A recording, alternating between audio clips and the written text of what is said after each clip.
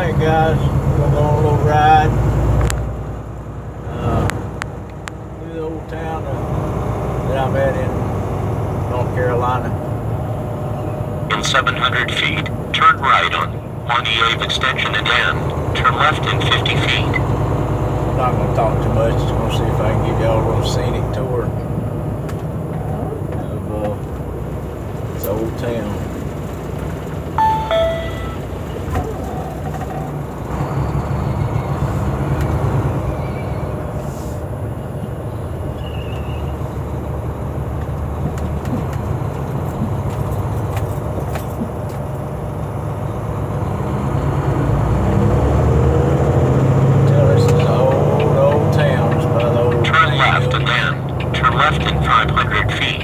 The old banks, the old brick buildings, the old houses. I mean, this is real. I don't even know how to date some of these buildings. Y'all can see some of them here in a minute. This is east of 70 in North Carolina. Just look at the brick on some of these old. In 400 feet, turn left on South Newton Avenue. True Value hardware store. I don't think I've seen one of them since I was a kid. But this old train depot right here.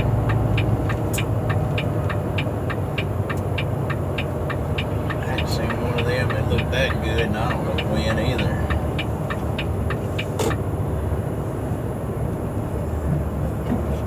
Pretty neat old town. Like I said, we're just gonna go on a ride, see if I can get y'all to. This is Old Fort, North Carolina now. See if I can get y'all some of the mountain viewing, some of this driving skills I possess. Might be good for it. In a quarter of a mile, take the entrance to the right on I-40 West. You ever thought about when somebody says, I need to do a driving test? Man, wouldn't some of these videos be a good driving thing to show the boss or your future employer? In 600 feet, take the entrance to the right on I-40 West. You can probably see a lot of these skills about how you stop, start, turn, and this might be a good way to submit a resume instead of doing a written one. Just to turn in a truck video, and of course make sure they know it's you in it. But got another question. If any of y'all out there know, how do you hold on a minute? Just let me talk. How do you update the tablet? Rand McNally tablet. Is there an update that has came out for the Rand McNally tablet? Because I hook it up to the Wi-Fi when I get home, and it doesn't tell me that there's an update for it, but it does say something about your map is 1 or 2 years out of date. So continue on this road for 26 miles. I just don't know if they've done the update and I don't know how to get it, or there's just not been a reason for the tablet. Not sure. If anybody knows, y'all can just leave me a message down below. When you're in the process of liking, sharing, and subscribing to my channel. But seriously though, it'd be pretty neat. The guy says, "Well, I don't know if you can drive a truck. Let's do a road test." I say, "Well, how about I just show you 100 miles worth of road driving? How's that for you?" As long as you can, make sure you're in the video and he recognizes your voice, or maybe you can fix it so you can, see yourself. But I'm gonna coin that idea right now. So if it becomes popular and somebody puts that into an app, that's gonna be my app. Jack Smith thought of it on 3/2/16, and I'm gonna go home and I might do a little research on that and see if that would come in handy for anybody talking to me. See if they'd like to see it. Now, probably what they would like to see is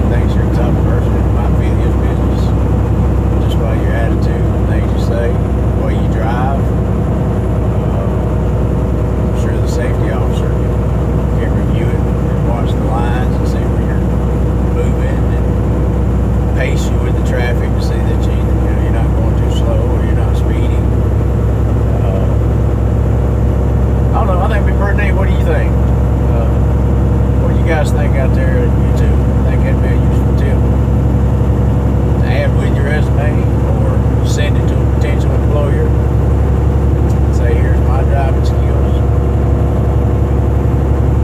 I don't know. I thought about it.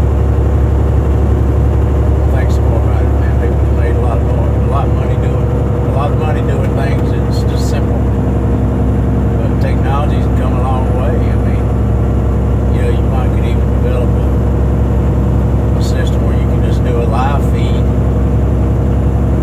while you're a safety officer, you know, when you're with another company, of course. But where the safety officers are sitting there and he's just watching what you're doing, you know, do a live video. I don't know, I think it'd be pretty neat. I'd like to get a little first hand without sitting in the seat, because, you know, everybody gets a little nervous. They'll grind the gear here and there because there's somebody in the seat, you know. Hell, I've been driving for over 25 years. I still grind gears. Sometimes you can hit it smooth, and then sometimes you can't. You all know that. So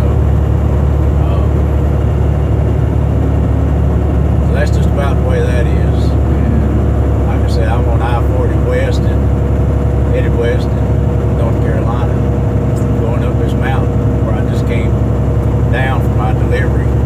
It's like I think it's like a 7-mile, 35-mile-an-hour grade. I think that's how long it is. It seems like forever.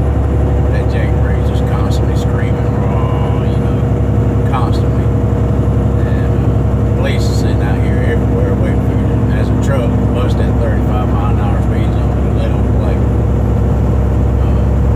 I'm sure they get a main money source off this road right here. People breaking the speed limit coming down this grade. To be quite honest with you, I don't know why you would try to come down this grade, 7% grade, I think.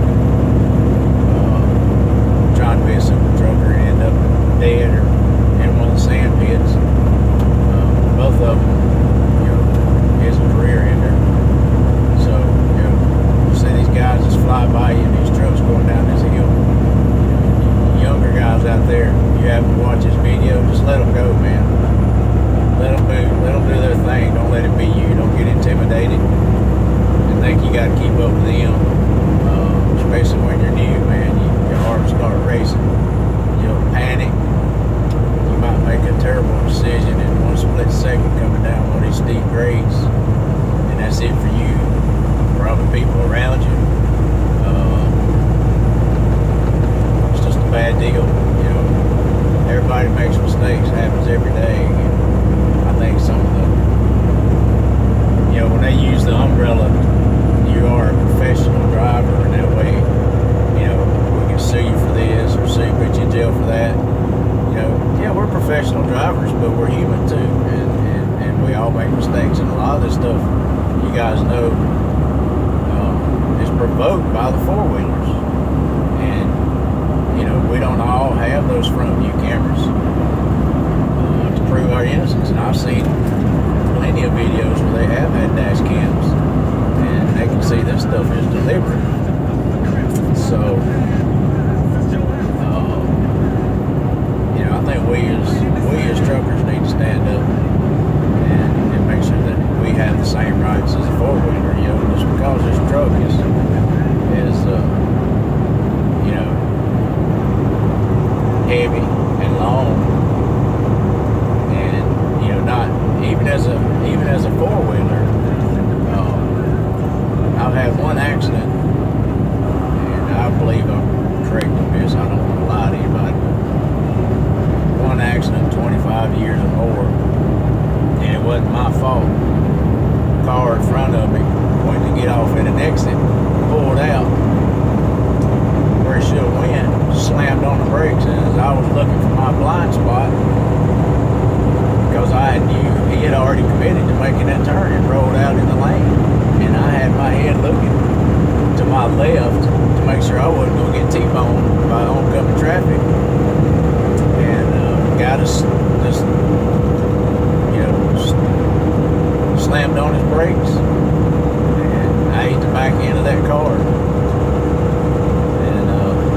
police officer came out there and he said, I know that it's not your fault. He said, but in the state of South Carolina, it is your fault. You're following too close behind. But there's ways. I was lucky I had a good friend who knew somebody, and we got that, let me just say that ticket got cheaper. Real cheap. And I'm thankful to him for it. But, you get out here on these roads and you start thinking about all these things.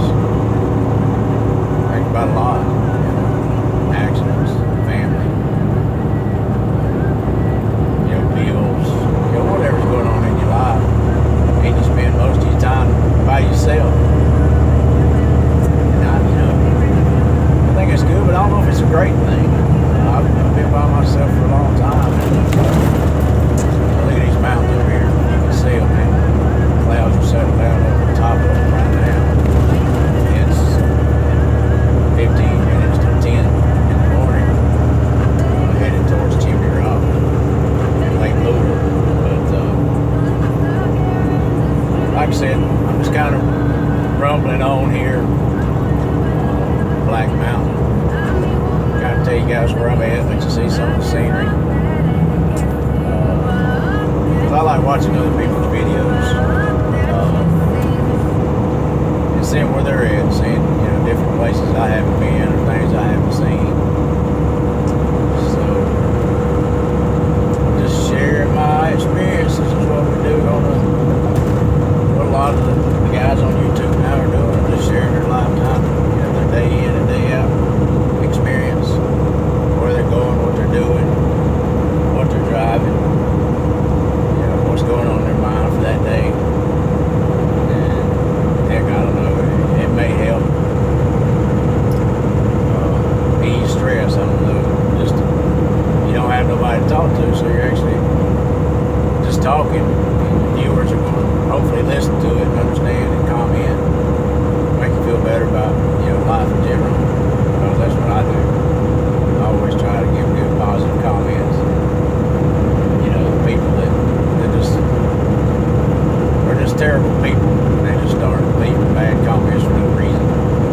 You didn't promote any of it, but there's just some people out there, they just don't they don't have I guess they don't have a good enough life. They want to make somebody else's life better. I don't know.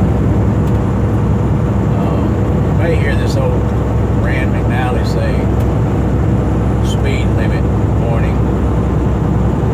It's not that I'm speeding per se.